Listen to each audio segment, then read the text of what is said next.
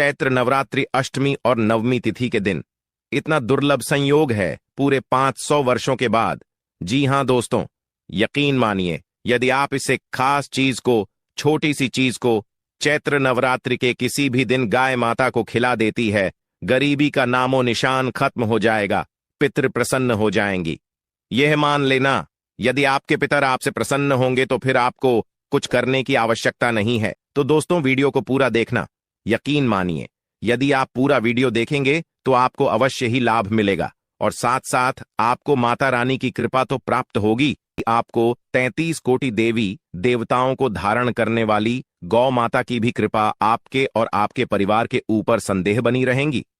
दोस्तों, अपने और अपने परिवार के फायदे के लिए पूरा वीडियो देखना, क्योंकि पूरे 500 वर्ष के बाद बहुत ही दुर्लभ संयोग में है। इस बार चैत्र नवरात्रि में दोस्तों, गाय माता से जुड़े इन उपायों को बिल्कुल भी करना ना भूलें। जिस प्रकार इस वीडियो में हम आपको इन उपायों को बताएंगे, उसी प्रकार आपको यह उपाय करने हैं, तभी आपको 100% पूरा लाभ मिलेगा और पितृ सदैव आपसे प्रसन्न रहेंगे। तो दोस्तों, पूरा वीडियो देखना। दोस्तों, वीडियो को शुरू करने से पहले वीडियो को लाइक करके चैनल को सब्सक्राइब कर देना, और सच्चे दिल से कमेंट्स बॉक्स में जय गौ माता, जय माता रानी अवश्य लिख देना, जिससे आपकी समस्त मनोकामनाएं गौ माता पूर्ण करें। और भी वीडियो को ज्यादा से ज्यादा शेयर जरूर करना, ताकि और लोग भी इस वीडियो में बताए गए उपायों से लाभ प्राप्त कर सके। दोस्तों, आपको बता दें, प्रत्येक साल में 2 नवरात्रि आती है और नवरात्रि का खास महत्व माना गया है। लेकिन चैत्र में आने वाली नवरात्रि बहुत ही खास और महत्वपूर्ण होती है। माता रानी का आशीर्वाद और गौ माता का आशीर्वाद पाने के लिए इस दिन आप पवित्र यो में स्नान या फिर दान का खास महत्व होता है, और कहते हैं कि इससे माता रानी में प्रसन्न हो जाती है और आपको वंश वृद्ध का आशीष देते हैं। जिन पर आप अपने पितरों की कृपा होती है, उनके जीवन में हर कार्य सफल होता है और सुख शांति का माहौल उनके घर में बना रहता है। या दोस्त, आपको बताना चाहेंगे, नवरात्रि की अष्टमी के दिन पवित्र नदियों में स्नान करें। इसके बाद व्यक्ति को अपने सामर्थ्य श्रद्धा के अनुसार दान करना चाहिए।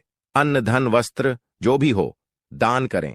चैत्र नवरात्रि अष्टमी और नवमी के दिन आप जो बने दान जरूर करना माता दुर्गा का नाम लेकर। तो दोस्तों, माता रानी प्रसन्न हो जाएंगी और आपको वंश वृद्धि का आशीष देंगे।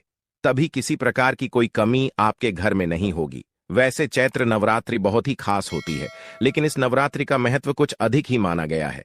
कहते हैं कि इस दिन कुल देवी की पूजा, और यह दिन कुल देवी और माता गौरी जी का पूजा करने के लिए विशेष फलदायी माना गया है। तो इस दिन माता गौरी जी की विधि विधान से पूजा अर्चना जरूर करें आप। साथ ही नवरात्रि की अष्टमी तिथि के दिन आपको पीपल के पेड़ की पूजा अवश्य करनी चाहिए। कहते हैं कि इस दिन पीपल की पूजा करने से सभी देवी देवताओं का आशीर्वाद प्राप्त होता है। अष्टमी के दिन यदि किसी पवित्र नदी में स्नान करना संभव ना हो, तो आप घर पर ही नहाने वाले पानी में गंगा जल की कुछ बूंदें डालकर स्नान करें। लाभ आपको अवश्य मिलेगा, बहुत ही शुभ माना गया है। तो दोस्तों, स्नान के बाद पीपल के पेड़ की जड़ में जल जरूर चढ़ाएं, और शाम के समय पीपल के पेड़ के पास घी का दीपक जरूर जला दें। ऐसा करने से पितृ प्रसन्न होकर अपना आशीर्वाद आपको दे दी। व्यक्ति के जीवन में कभी किसी प्रकार की कोई कमी नहीं होती, ऐसा प्रभावशाली बन जाता है पीपल का पेड़। और नवरात्रि की अष्टमी नवमी के दिन तो एक घी का दीपक अवश्य जलाए। और दोस्त को बात करते हैं कि इस नवरात्रि के दिन गाय माता से जुड़ी कौन कौन से उपाय आपको करने चाहिए, जिन उपायों को करने से आपका बैंक बैलेंस बढ़ता चला जाता है।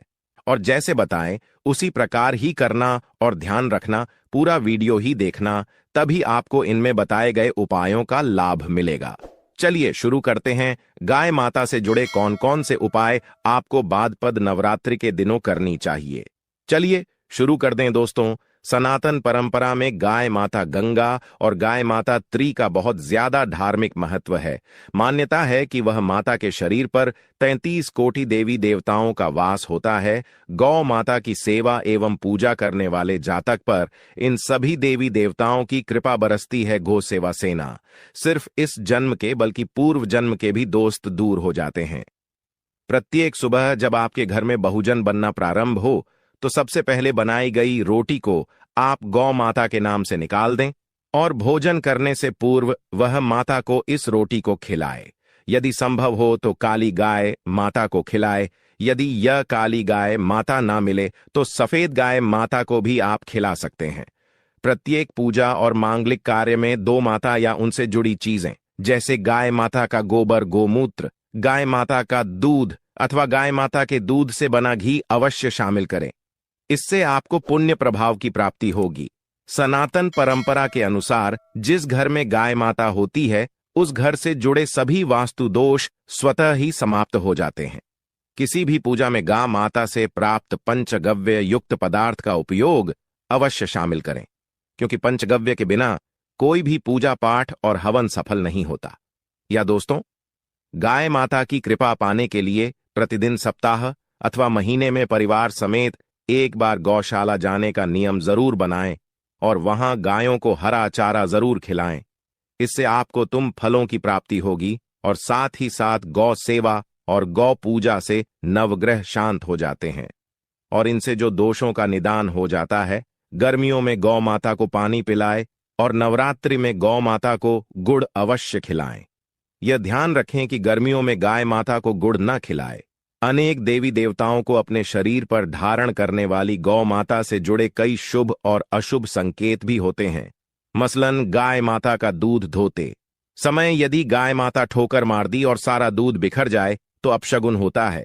यदि कोई यात्रा पर निकल रहा हो और गाय माता अपने बछड़े को दूध पिलाती सामने आ आए तो निश्चित रूप से जिनसे यात्रा के लिए आप निकले हैं वे यात्रा आपके लिए अवश्य सफल होगी और वह का जिसके लिए आप निकले हैं वे अवश्य ही पूर्ण होगा। यात्रा पर जाते समय बाई और गाय माता की आवाज आना और रात्रि में गाय माता की हुंकार करना भी शुरू होता है। दोस्तों, सत्य साथ गाय माता के साथ आप भूलकर भी यह काम ना करें, अन्यथा मिलता है घोर नरक और जीवन भर की परेशानियां। दोस्तों, गाय माता को रास्ते पशु बनाए जाने और इन्हें मौलिक अधिकार दिए जाने की बात हो रही है तो सवाल उठता है कि गाय माता जब भारतीय संस्कृति का अहम हिस्सा है तब भी गाय माता के साथ लोग खराब व्यवहार कैसे कर लेते हैं। गाय माता दर दर भटकती रहती है, घर पेट इन्हें चारा तक लोग नहीं देते। गाय माता जब तक दूध देती रहती है को उनकी सेवा होती है और जैसे ही दूध देना बंद कर देती है तो लोग इन्हें उनकी किस्मत पर छोड़ देते हैं, सड़कों पर और गलियों में भटकने के लिए। ऐसे में गोवंश जीवों को कोई डंडे से मारता है तो कोई उन पर पानी डाल देता है, कभी वाहनों से इन्हें ठोकर लग जाती है तो कभी बीमार होकर बेचारी एक गाय माता दम तोड़ देती है। ऐसे में जरूरत है इन बातों को जानने की कि गाय माता को लेकर शास्त्रों में क्या कहा गया है, गाय माता के साथ आपको कैसा व्यवहार करना चाहिए। या दोस्तों, गाय माता को कभी भी मारना पीटना नहीं चाहिए। शास्त्रों में गाय माता को माता का दर्जा दिया गया है। गाय माता को मारने पीटने वाला माता को मारने पीटने वाले के समान बाप का भागी माना जाता है। ऐसे घरों को नरक लोक में वर्षों तक कष्ट भोगना पड़ता है, अगले जन्म पशु योनि में मिलता है। कथा है कि गौतम मुनि ने गलती से गाय माता को डंडा मार दिया था जिससे गाय माता की मृत्यु हो गई थी और इस पाप से मुक्ति के लिए इन्हें वर्षों तक तपस्या करनी पड़ी। भगवान श्री कृष्ण जी ने बैल स्वरूप में आए वृत्तासुर का वध कर दिया था, जिससे मुक्ति के लिए भगवान श्री कृष्ण को पूर्ण तीर्थों को एक कुंड में बुलाना पड़ा और इस कुंड में स्नान से वह पाप मुक्त हो गई थी। या दोस्तों, साथ ही साथ जो लोग पानी पी रही गाय माता को भगाते हैं वे घोर पापी के बागी बनकर नरक भोगते हैं, ऐसा पुराण में बताया गया है। जबकि दो लोग गाय माता के लिए प्याऊ और चारा बनवाते हैं वह महाभाग्यवान होते हैं। ऐसे लोग घोर पाप से मुक्त होकर स्वर्ग आ जाते हैं और बड़े ही धनवान कुल में जन्म लेकर सुख भोगते हैं और साथ ही साथ आराम कर रही गाय माता को कष्ट देकर कभी भी उठाना नहीं चाहिए। कहते हैं कि जिस स्थान पर गाय माता बैठी है वहां से नकारात्मक ऊर्जा समाप्त हो जाती है। गाय माता की बैठने की जगह को जो लोग नियमित साफ रखते हैं वे पूर्व जन्म में किए गए जाने अनजाने में पापों से मुक्ति हो जाते हैं और गोलोक में स्थान पाते हैं। गाय माता को डंडा मारकर उठाना, पानी डालकर उठाने से मनुष्य पाप का भागी बनता है और अगले जन्म में उसे दर दर भटकना पड़ता है। और साथ ही साथ शास्त्रों में बताया गया है कि गाय माता का दूध उसके बछड़े के लिए होता है। गाय माता का बचा हुआ दूध ही मनुष्य को लेना चाहिए, लेकिन कुछ लोग एक बार गाय माता को दोहो लेने के बाद फिर से बछड़े के लिए बचा हुआ दूध भी छूर लेते हैं। ऐसा करना घोर पाप कहा जाता है। ऐसे दूध को निकालने वाला और ग्रहण करने वाला दोनों ही पाप के भागी बन जाते हैं।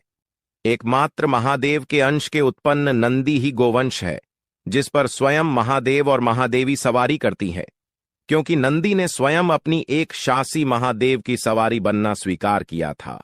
और साथ ही साथ शास्त्रों में गाय माता के दान को बहुत ही महत्व दिया गया है। लेकिन ऐसी गाय माता का दान कभी नहीं करना चाहिए जो बूढ़ी और बीमार हो। कठोपनिषद में नचिकेता की कथा भी इस संदर्भ में है कि जिस नचिकेता ने पिता द्वारा बूढ़ी गाय माता को दान करने पर आपत्ति जताई थी, दूध देने वाली और बछड़े सहित जो लोग गाय माता का दान करते हैं वह महान पुण्य को प्राप्त करके स्वर्ग में एक स्थान पाते हैं। यदि पी दोष हो तो गाय माता को नवरात्रि के किसी भी दिन को रोटी गुड़ चारा आदि खिलाने से पीढ़ा दूर से समाप्त हो जाता है।